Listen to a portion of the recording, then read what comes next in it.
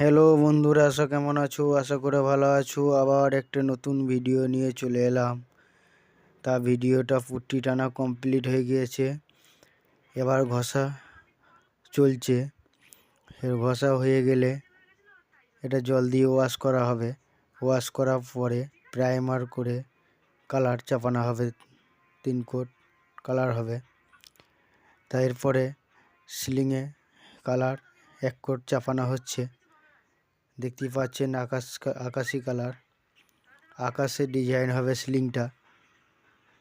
আর এমনি দেওয়ালে হবে বাই কালার। এটা কমপ্লিট হয়ে গেলে সিলিংয়ে কালার এখন চাপানো হচ্ছে। এরপরে তো দেখাবো সিলিংয়ে কালার কমপ্লিট হয়ে যাবে। এবার সিলিংয়ে কালার প্রায় কমপ্লিট হয়ে গেছে। এবার আকাশে ডিজাইন করা হবে। যদি ভিডিওটা ভালো লাগে লাইক কমেন্ট শেয়ার করবেন আর ভিডিওটা শেষ পর্যন্ত দেখতে থাকবেন।